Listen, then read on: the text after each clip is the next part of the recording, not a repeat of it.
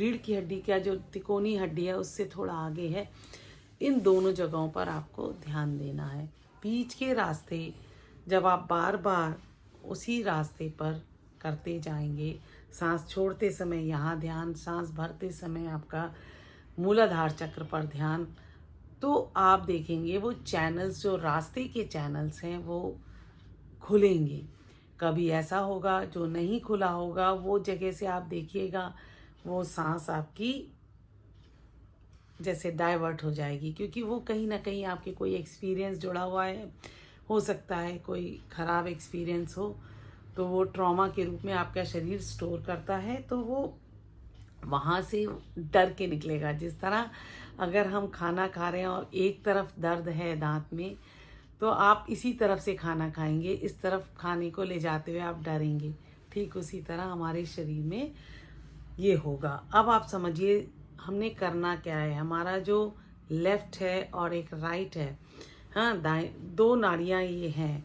इसके बीच में जो सुषुम्ना नाड़ी है, जब नॉर्मल केस में जो लोग क्रिया योग का अभ्यास नहीं करते, तो वो दोनों कहीं पे जुड़ी हैं, कहीं पे ऐसे हैं, मतलब आप समझ गए, कहीं पे जुड़ी हुई हैं, कहीं पे खुली है, कहीं पे जुड़ी है, कहीं पे खुली है, इस तरह से चलता है।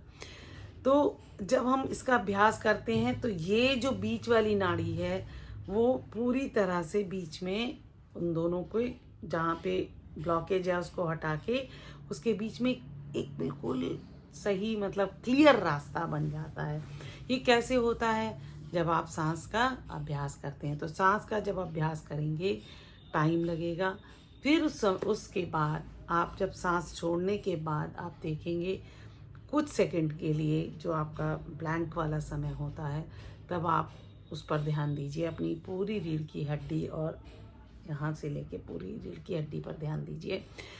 फिर आपको एहसास होगा कहाँ पर क्या दिक्कत है। सिर्फ उसको नोटिस करिए, उसको कुछ करना नहीं है। आप चाहे तो कुछ योगासन कर सकते हैं, जिससे अगर आपको लगता है कि आपका लेफ़्ट साइड में कुछ ब्लॉकेज है तो आप वो देख करिए। राइट साइड में उसको बैलेंस करना है, तो उनके बीच में दो नाड़ियों के बीच में जो नाड़ी है उसके बीच के रास्ते को हमने साफ करना है।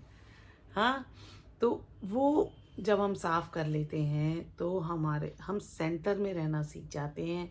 हमारी इमोशंस, जो हमारी भावनाएं हैं, वो हमारे वश में चलती हैं। चेतना जुड़ जाती है, हर भावना से चेतना जुड़ जाती है। तो वो जो चेतना है वो यूनिवर्सल चेतना है, और वही चेतना आपको बार बार अभ्यास से उस चेतना को